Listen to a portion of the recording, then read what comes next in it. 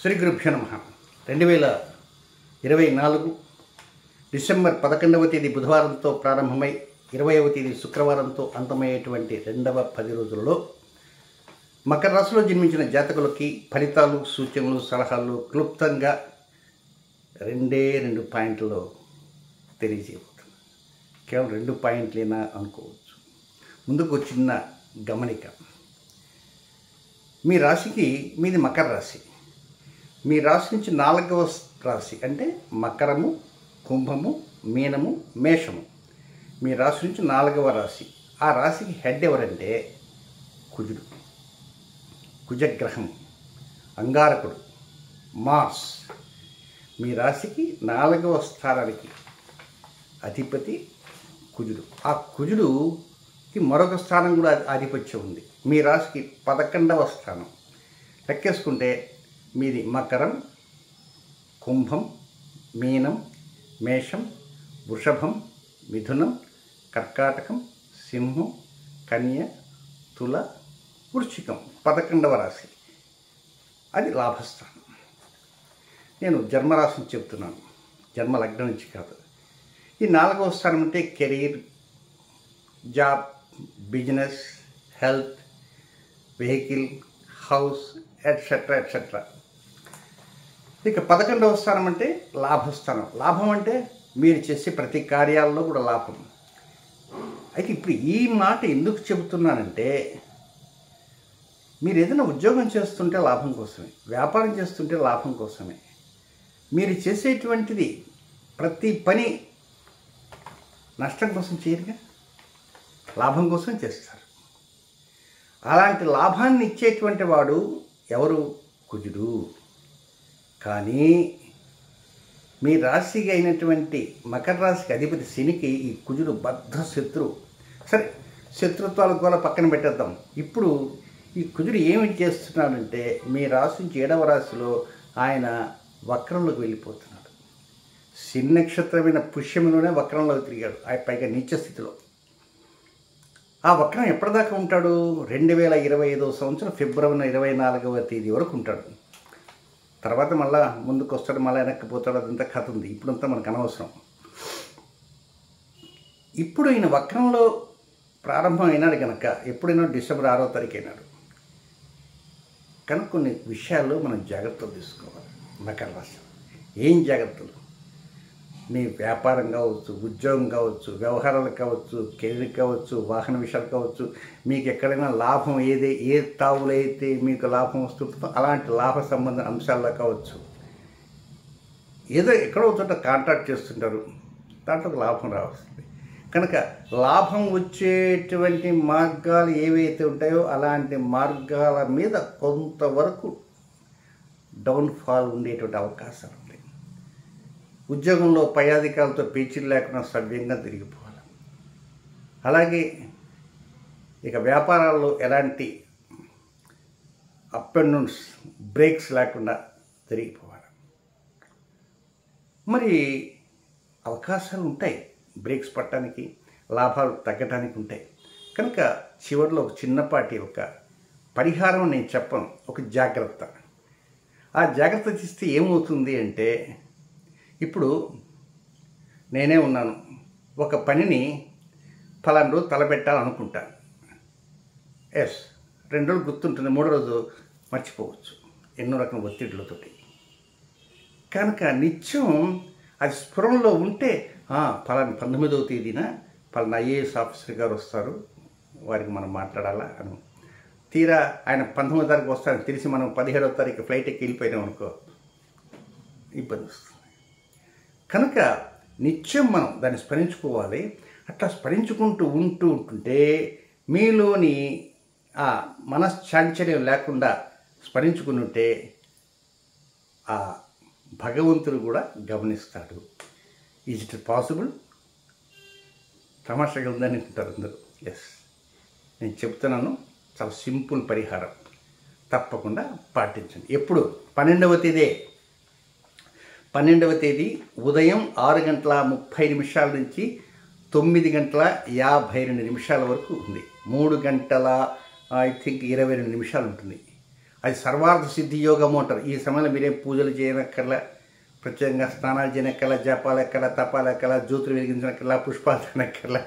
Just ఒక matter note down చేసుకుంటారు డైరీలోనో, పుస్తకంలో, పేపర్ మీదనో. ఏ ఇంకుతో చేయాలా, ఆ ఇంకా, ఈ ఇంకా, అటు తిరిగి చేయాలన్నా, ఇటు తిరిగి చేయాలన్నా, ఏ వద్దు. సింపుల్గా వినండి, పరిహారం చెప్తాను. ముందు ఇంత పాయింట్తో వెళ్దాం. ముందు 2 పాయింట్లు ఉన్నాయి కదా, అది ఏమిటి, కథ ఏంది, కమ్మ విషయం ఏమిటి. పైగా మీకు ఇప్పుడు ఏలినాటి శని ఉంది కదా, ఏలినాటి శని ఎప్పుడు జరుగుతుంది? 3వ భాగం రన్నింగ్. ఇది రాబోయే 2025వ సంవత్సరం మార్చి 29వ తేదీ రాత్రికి వెళ్ళిపోతుంది. ఏలినాటి శని వెళ్ళిపోతుంది. అమ్మయ్య, గాలి పీల్చుకుంటాం. సరే, తర్వాత ఏవో ఉంటాయనుకో, అవి ఆ విషయం తర్వాత. ముందు ఏలినాటి శని నుంచి బయటపడతావు, విముక్తి కావాలా అనుకుంటారు. సరే, విముక్తి అవుతుంది. కనుక విముక్తి అయినప్పటికీ ఆ శని, ఈ చెప్పబోయే కుజుడు కూడా మళ్ళా కొద్ది రోజుల తర్వాత వీళ్ళిద్దరు కలుస్తారు. ప్రతి సంవత్సరం కలుస్తుంటారు. ఎప్పుడో రేర్గా ఒక్కో సంవత్సరం కలవరు. కనుక అది కలిసినప్పుడు మళ్ళా సమస్యలు రాకుండా ఉండటానికి వస్తుంది. ఆ భగవంతుడి యొక్క అనుగ్రహం కలగటానికి మనం నిత్యం అది స్మరించుకోవాలి. ఇదే స్తోత్రం కాదు, కదంబం కాదు, మన కోరికల చిట్టా అంతే. కనుక ఆ చిట్టా ఎలా రాయాలా, ఏమిటి అనేది చివరిలో చెప్తాం. ఇక మొదటి పాయింట్కి వెళ్దాం. 11వ తేదీ ఉదయం 5 గంటల దగ్గర నుంచి 11వ తేదీ ఉదయం 5 గంటల దగ్గర నుంచి 15వ తేదీ మధ్యాహ్నం 3 గంటల 4 నిమిషాల వరకు. 11, 12, 13, 14, 15వ తేదీ మధ్యాహ్నం 3 గంటల 4 నిమిషాల వరకు ఉన్న టైం అంతా ఎట్లా ఉంది అంటే, ఏదో ఉద్యోగంలో కుస్తీ పడుతున్నట్టుగా ఉంటుంది. వ్యాపారంలో మోయలేక భారం మోస్తున్నట్టుంది. అక్కడ చూస్తే సేల్స్ బ్రహ్మాండంగా ఉన్నట్టుంటుంది. గల్లాపెట్ట చూస్తే కనపడదు. ఏమైపోతున్నాయి, ఎటు పోతున్నాయో తెలియదు. అలాగే ఉద్యోగం చేస్తున్నాం, వ్యాపారం చేస్తున్నాం, అన్నీ చేస్తున్నాం. 1వ తారీఖు డబ్బులు వస్తాయి, అయితే 5వ తారీఖు డబ్బులు వస్తాయి. వచ్చిన డబ్బు ఎటు పోతుందో హారతి కర్పూరం అయిపోతుంది. లెక్క జమ అంతా రాసుకున్నా కూడా పకడ్బందీగా అనా పైసలతో సహా రాసుకున్నప్పటికీ డబ్బు ఎటు పోతుందో అర్థం కావట్లేదండి. ప్రతి వ్యక్తి అంటే అది ఒక మకర రాశి చేత కాదు, 12 రాసుల్లో పుట్టిన ప్రతివాడు ఉంటారు. డబ్బు అండి సంపాదిస్తానండి, మరి ఎటు పోతున్నదో, ఎటుపోయేదేంది? ఇంటి అద్దె కడతారు, కరెంటు బిల్లు కడతారు, ఫోన్ బిల్లు కడతారు, టీవీ బిల్లు కడతారు, నెట్ బిల్లు కడతారు, పాలకి, తినటానికి, అన్నిటికీ, స్కూల్ ఫీజులకి, ఇవన్నీ ఎటుపోవటం తెలియదా? కానీ ఎటుపోతున్నదో తెలిసినవి కొన్ని ఉంటాయి, తెలియనివి ఎక్కడో కొన్ని ఉండొచ్చు. కనుక ఈ తెలియనివే ఒక్కోసారి మనకు జోబులోంచి డబ్బులు పోతాయి, ఎవడో కొట్టేయచ్చు. అలాంటి చోట ఎవడో కొట్టేసాడు, ఎటుపోయినది తెలియదు అంటే అక్కడ ఆ పదం ఉపయోగించవచ్చు. లేదా హ్యాండ్ బ్యాగ్ ఎక్కడన్నా బ్యాంక్ దగ్గర పెట్టేసి మర్చిపోస్తే పోతాయి. కనుక ఎటుపోతాయో ఏమిటో, ఆ ఎటుపోతాయో ఏమిటో దానికి అర్థతాత్పర్యాలు ఉండవు. ఇప్పుడు మన అర్థతాత్పర్యాలు చూసుకోవాలి.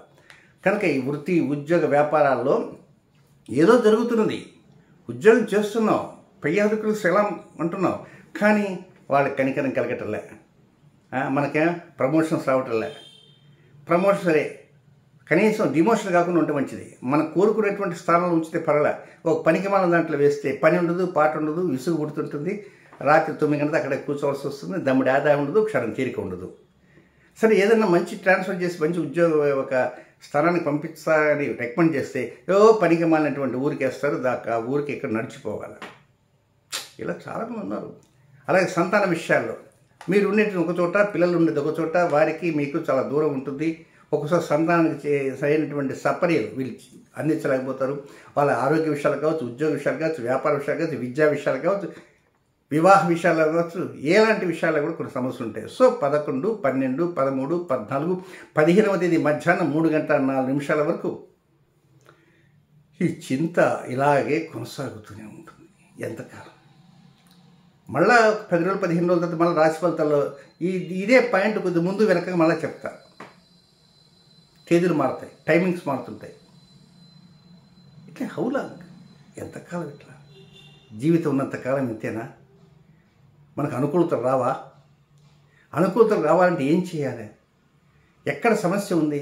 సమస్య ఎక్కడ ఉందో తెలుసు, ఆ సమస్య ఎలా తీయాలో తెలుసు, కానీ టైం సెట్ కావట్లేదు, యోగం రావట్లేదు. ఇక నెక్స్ట్ 15వ తేదీ మధ్యాహ్నం 3 గంటల 4 నిమిషాల దగ్గర నుంచి 20వ తేదీ అర్ధరాత్రి వరకు ఉన్న సమయం ఇది కొద్దిగా ఊరటం కలిగిస్తుంది. అమ్మాయి ఎవరినో డబ్బులు అడిగితే ఆ డబ్బులు అడిగినటువంటి వ్యక్తి ఏదో కష్టం మీద అష్టం మీద ఒక 10,000 అడిగితే 5,000 ఇస్తాడు. సమయానికి డబ్బులు పుడతాయి. ఇంట్లో బంధువులు వస్తారు, మా బంధువులకి కొన్ని ఏదో ముఖ్యం చేయాలా, అప్పు ఇచ్చేవాడు కనపడ్డు. దానికి కారణాలు అనేక ఉండొచ్చు. కనుక ఇప్పుడు ఈ 15వ తేదీ మధ్యాహ్నం దగ్గర నుంచి 16, 17, 18, 19, 20 దాకా అనుకూలత కనబడుతుంటాయి. వ్యతిరేకత ఉండవు, అనుకూలత కనబడుతుంటాయి. ఎక్కడన్నా చిన్నపాటి వ్యతిరేకత నాట్ నెగ్లిజిబుల్, దాని గురించి పట్టించుకోవాల్సిన అవసరం లేదు. దంపతుల మధ్య కొంత అనురాగం పెరుగుతుంది, ఆప్యాయత పెరుగుతుంది. అదే ఒక్కోసారి మేనమామ మేనత్త కూతురులో ఉంటాము, ఇలాంటి వాళ్ళతో కూడా కొంత అవినాభావ సంబంధం డెవలప్ ఉంటుంది. మేనమామ బిడ్డలు, మేనత్త బిడ్డలు. దీంతోపాటు ప్రేమికులుగా ఉండేవారికి అనుకూలత. ఇక జాయింట్ వెంచర్స్, భాగస్వామ్యం చేసి వ్యాపారాలు చేస్తుంటారు, అలాంటి వారికి కూడా కొంత అనుకూలంగా మైత్రీ భావంతో ముందుకు వెళ్ళడానికి అవకాశం వస్తాయి. వివాహం కానిటువంటి వారికి ఎన్నో ప్రయత్నం చేస్తుంటే ఎక్కడో చిన్న చిరుజ్యోతి వెలిగినట్టుగా వారికి కూడా తారసపడుతుంటుంది. ఏదైనా కొంత బెటర్మెంట్ లైఫ్ కనబడుతుంటుంది. ఏదో చిన్నపాటి అనారోగ్యం ఉంటే దానికి ఎవరో ఒక ఫలానా డాక్టర్ గారు బాగా చెప్తారండి, అక్కడికి వెళ్ళండి అంటే సమయానికి వెళ్ళిన కారణంగా అంతకుముందు ఇచ్చిన డాక్టర్ అంతా గాలిపోతుంది. ఈ డాక్టర్ ఏదో చిన్నంత గుళిక లాంటి మాత్ర రాసిస్తే ఆ మాత్ర మింగేటప్పటికి అమ్మాయ హాయిగా ఉందండి, నిద్రపడుతుందండి, కడుపులో అది లేదండి, ఇది లేదండి. ఏదైనా టైం వస్తేరా అవన్నీ సక్రమంగా జరుగుతాయి. కానీ ఈ ప్రకారంగా జరిగిపోతుంటుంది. ఇక నెక్స్ట్, ఈ రాశిలో జన్మించినటువంటి నక్షత్ర జాతులు కొన్ని వ్యతిరేక సమయాలు ఉన్నాయి. అవి ఎప్పుడెప్పుడో తెలుసుకున్నాం. ఇక మకర రాశిలో జన్మించినటువంటి ఉత్తరాషాఢ నక్షత్ర 2, 3, 4 పాదాల్లో జన్మించిన జాతకులు ఉంటారు కనుక వారికి 18వ తేదీ బుధవారం రాత్రి 12:58 నుంచి 19వ తేదీ గురువారం అర్ధరాత్రి 12 గంటల వరకు అది అనుకూలమైన సమయం కాదు. రొటీన్ కార్యక్రమాలు చక్కగా చేసుకోవచ్చు, క్రొత్త కార్యక్రమాలు శ్రీకారం చుట్టకూడదు.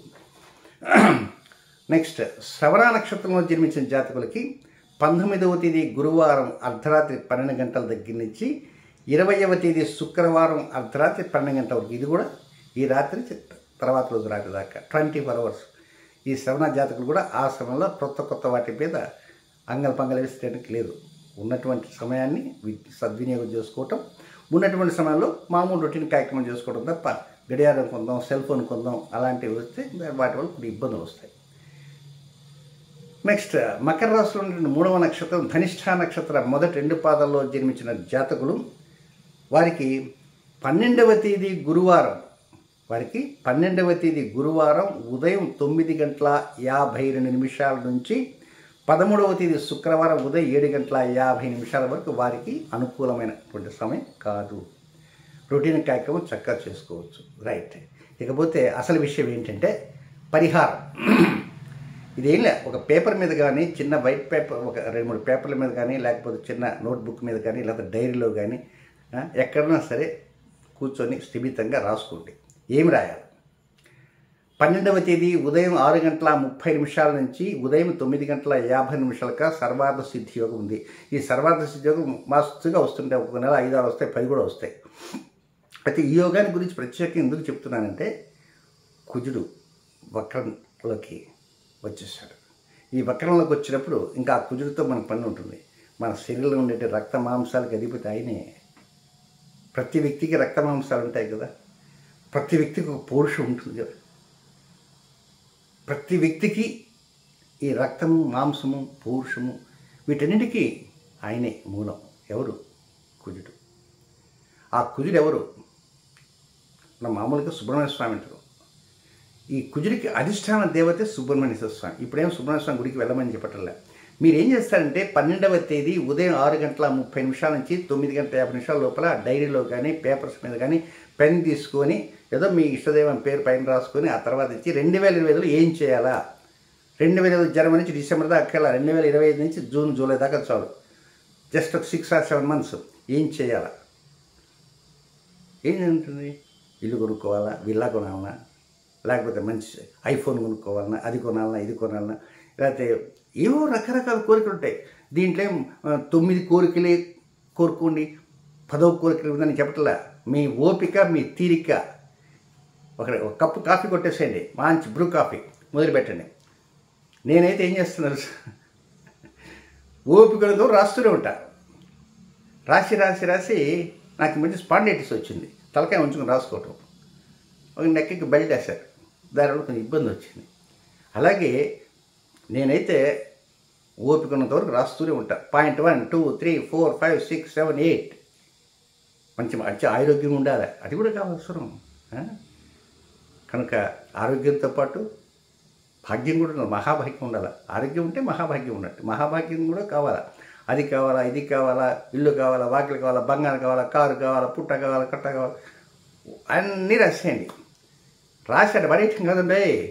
ప్రతిరోజు కూడా రోజు మార్చి రోజు ప్రతిరోజు దాన్ని ఒకసారి తిప్పుతుండండి. తిప్పి మీరు చెప్పేవన్నీ రాసినవన్నీ ఒకసారి చదువుకోండి. నేనే కదా రాసింది, మళ్ళీ చదవటం ఎందుకు అనుకోవద్దు. అట్లా చదువుతుంటే ఆ కర్మ ప్రభువు ఎవరు, మీ రాశికి అధిపతి పెద్ద ఆయన కర్మ ప్రభువు శని, ఆయన దృష్టిలో పడతారు. ఆయన దృష్టిలో ఆయన వెళ్తున్నాడు. ఏలినాటి శని వెళ్ళిపోతుందిగా, వెళ్తూ వెళ్తూ ఒక్కసారి ఇట్లా తిరిగి చూస్తాడు. ఆయన ఇప్పుడు ప్రస్తుతం కుంభరాశిలో ఉన్నాడు. ఆ కుంభానికి అధిపతి ఆయనే, మకరానికి అధిపతి ఆయనే. అయ్యా మకర రాశి జాతకులారా, కుంభరాశి జాతకులారా, నేను వెళ్తున్నాను, తప్పకుండా మీకు ఇస్తా అని సంతకం పెట్టేసి వెళ్తాడు. ఆయన దృష్టిలో పడాలా. మనం రామకోట రాస్తాం, శ్రీరామ శ్రీరామ శ్రీరామ శ్రీరామ. పని పాటలకి రాస్తారా పెద్దవాళ్ళు కూర్చొని? శ్రీరామ శ్రీరామ శ్రీరామ కాగితాలు కాగితాలు కాగితాలు కాగితాలు రాస్తారు.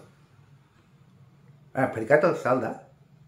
అది ఆ శ్రీరాముడి యొక్క అనుగ్రహం కోసం. అలాగే రాయండి, రాసి ప్రతిరోజు చూసుకునండి. చూస్తుంటే అది మీ మనఃకారకుడు చంద్రుడు ఈ శనికి అంతర్గత శత్రువు. ఆ చంద్రుడే ఆ కుజుడికి మిత్రుడు, ఆ కుజుడే ఈ శనికి శత్రువు. కనుక ఎక్కడ శత్రుత్వాలు లేకుండా మీకు పరోక్షంగా చంద్రుడి ద్వారా, కుజుడి ద్వారా అనుగ్రహాన్ని పొందేయటానికి వీలుగా శని మీకు అందించడానికి అవకాశాలు వస్తాయి. శుభం.